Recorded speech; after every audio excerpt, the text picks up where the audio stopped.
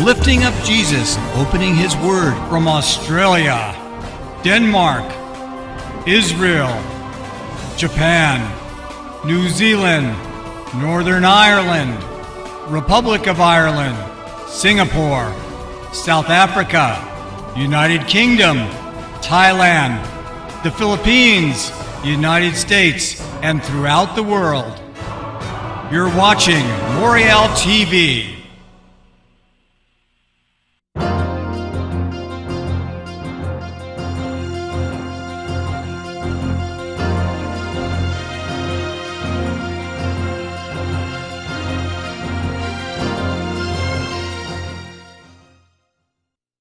Yes, indeed, God's unmerited mercy on a formerly Judeo-Christian nation that has turned its back on him. Britain voted, almost I would say miraculously, to leave the European Union. Hopefully it will stay the course and get out.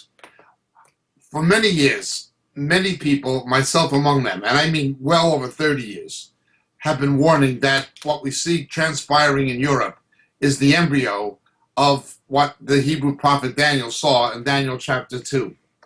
And so I'm looking just at Daniel chapter 2 in terms of the last world confederation, which would in some way reconfigure the European powers that were part of the Roman Empire. You, O king, in verse 31, speaking of Nebuchadnezzar's image, there was a single great statue, the statue which was large and extraordinarily splendid, was standing in front of you, and its appearance was awesome. The head of that statue was made of fine gold. The head was Babylon. That is the mentality of the world. It is based on wealth, the pursuit of wealth.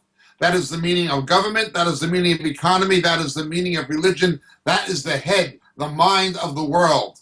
You can't worship God and mammon. Those who trust in the temporary riches of this world, that is the way everything thinks.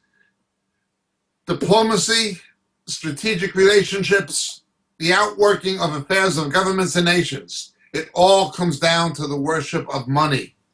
That is the mind of Babylon, the world's confederation of its false religious system, its corrupt governments, and its corrupt economic system. That is the head. But then we continue to read, its breast and its arms of silver. The next was the Persian Empire, 2 arms. The Medes and the Persians was the silver. Gold is non-corrosive. It has some enduring value because it doesn't oxidize. Silver does oxidize. It's a precious metal, but it doesn't last as long. And either did the Persian Empire. It endured, but it did not last as the predominant world superpower very long. God just used it for his purpose in restoring Israel at that time. But then we continue to read even beyond that. Its breast and its arms of silver, its stomach and its thighs of bronze, and its legs of iron, its feet partially of iron and partially of clay. The next thing we see is the iron or the bronze, nachoshet in Hebrew. This is the Greek world. The reproductive organs, obviously, are in the abdomen and in the pelvic region, and that is bronze. Greece had the seminal influence on Western civilization. Western civilization, the Greco-Roman world and what came from it, originates in Greece. But from this comes 2 legs. The Roman Empire had an eastern half, which was Greek-speaking, and a western half, which was Latin and Greek-speaking. These were the configuration of the 2. It goes on like this. Its feet were of iron and clay and crushed them. You continue looking, and a stone was cut without hands, and it struck the statue of the feet and crushed them. Then the iron and the clay, the bronze, the silver, the gold, were crushed all at the same time and became like chaff from the summer threshing floors. And the wind carried them away, so that not a trace of them was found. But the same stone that struck the statue became a great mountain and filled the whole earth. This speaks to Jesus as the rock of our salvation. He will destroy the political economic confederation of the world. These nations come into play once again in the last days. Certainly Babylon, certainly the Greco-Roman Empire, and certainly Persia, Iran, which Daniel 10 tells us would emerge as a strategic threat to Israel in the last days. And then finally, the reconfederated Roman Empire, which would be the footstool of Antichrist. But when Jesus comes, he will destroy this. The stone that struck the statue became a great mountain and filled the whole earth. This speaks obviously of the millennial reign of Jesus that will replace the political, economic, religious system of the world. He goes on and he interprets it, but we're told the following, beginning in verse 40. There will be a fourth kingdom, as strong as iron, inasmuch as iron crushes and shatters all things. So like iron that breaks in pieces, it will crush and break all in pieces.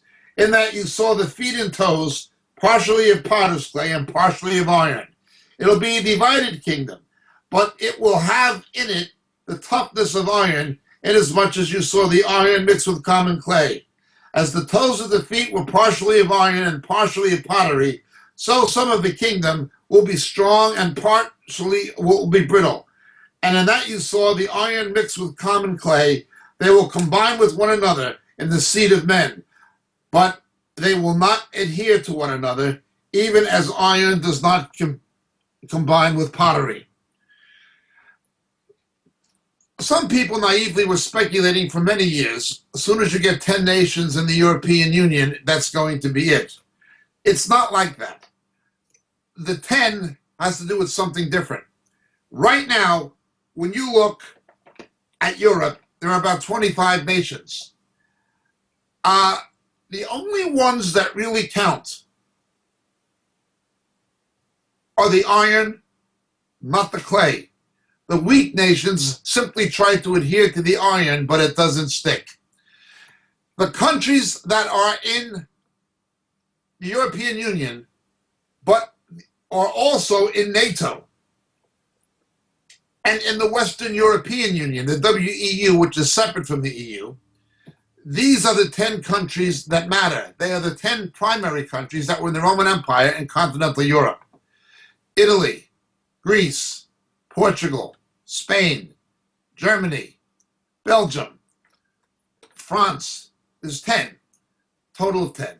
These are the countries that are the most important, and somehow this will be the platform for Antichrist. The others will be in their orbit and try to adhere to them, but it won't work. They will try to make a federal Europe repeatedly, but it won't work because iron does not adhere to clay. But the other way they will do it is that they will mix the seed of men or combine with one another in the seed of men. They will push multi-ethnic, multiracialism and try to make a multi-ethnic society in Europe through the use of immigration as a means of social engineering. These things are never, ever, ever going to work. You have to understand what is happening. Why is Europe pro-ecumenical? And why is the Roman Church and the World Council of Churches pro-Europe? Europe is post-Christian neo-pagan. These churches and religious institutions are no longer viable. They no longer have a purpose. Therefore, they need a political agenda to remain relevant to society. On the other hand, if you look at somebody in Ireland, the Celtic country, somebody in Austria, which is a Germanic country, somebody in Poland, the Slavic country, and somebody in Portugal, which is a Latin country, we've explained this before, they have nothing in common in terms of language, history, culture, cuisine. The only thing they have in common is in nomine Patri cum Filio cum Spiritu Sancto, Roman Catholicism. They need to have an ecumenical church to fuse these people together. Religion is one of the mechanisms to try to make the iron stick to the clay. They need to try to reverse the Reformation and push the ecumenical agenda under Rome to try to resurrect the Holy Roman Empire, which was neither holy nor Roman. Now, when you go back to the Holy Roman Empire, the religious access was controlled from Rome by the papacy. The economic and political access was controlled from Germany, where the emperor was chosen from. It's the same thing. Germany dominates Europe economically and politically, but then they need a religious counterpart to that. They also need to try to make the iron stick to the clay in terms of a rapprochement between the Eastern Orthodox and the Roman Church. Great Britain and Ireland were never fully part of the Roman Empire. Not even all of England. The southwest of England, Cornwall, Celtic England, was never part. Scotland was never part. The Emperor Hadrian built the wall across the north of England to keep the Picts and Scots from attacking York, the Roman capital of the north of England. The Irish were known as Hibernians by the Romans. The Romans didn't want them. The Romans said that all of their wars are happy and their songs are sad. That's how the Romans view the Irish. They really didn't want them. The Romans didn't make a lot of distinction between the Irish, the Scottish, and the Welsh. They saw them all as Celts. Wales was never part of the Roman Empire. Britain was never fully in it, only England, and not even all of England. I thank God that Britain is pulling away from this. I thank God that it's not going to be part of continental Europe if things keep going and God shows it mercy. But I don't think the battle is over yet. I think there will be other attempts to draw England back into the orbit. With England leaving, Ireland may, for economic reasons, be forced to leave. Nonetheless, I have no doubt that what we see transpiring now in Europe is undoubtedly the embryo of what Daniel chapter 2 predicts. It is setting the stage for the coming of Antichrist through economic, political, and religious integration compounded by an attempted social and cultural integration, making the iron stick to the clay, creating an artificial unity in the seeds of men. We're not French, we're not German, we're not Italian, we're Europeans. That is what they're trying to do. Go back to the Holy Roman Empire, which was neither holy nor Roman. The nation state is disappearing. Now, we've explained this before. Federalism failed and collapsed along with socialism in Eastern Europe. The former Yugoslavia, the former Czechoslovakia, the former Soviet Union, these federal states broke up. Federalism is breaking up the United Kingdom. Wales, Scotland, Northern Ireland all have their own parliaments now. Federalism is failing and socialism is failing. Yet the European Union is trying to push something that has failed in Eastern Europe and it is failing in Britain. They're trying to push it in continental Europe. Federalism and socialism, an unelected socialist bureaucracy whose power trumps or supersedes the power of the national parliaments. Thank God Britain has gotten out of this, because without doubt, this is going to set the stage for the coming of Antichrist in collaboration with coming events in the Middle East. God has shown mercy on Great Britain. The faithful Christians in Britain have been praying and praying and praying. My hope now is that God will also show mercy on America and Canada and on Australia and New Zealand, the other English-speaking democracies. We don't deserve God's mercy, but may He give us one more chance to repent before Jesus comes. The European Union began as a common market. Surreptitiously and by stealth, it morphed into a political union, something that no one ever voted for or wanted. They use money to get people into it, and once you're into it, then it becomes political. Again, the head is always Babylon. It's always about the gold. Once the money goes that way, the rest will tend to follow. Money makes the fallen world go round, not Jesus. God has indeed had mercy. The issue was not simply the loss of British identity and sovereignty, or ethnic preservation of the Anglo-Saxon and Anglo-Celtic people. It was not even about those things. It was about the preservation of democracy itself, to be governed by Euro-socialist, godless people, making decisions on back of closed doors that they can impose above the power of your own elected officials. These bureaucrats who you can't even remove.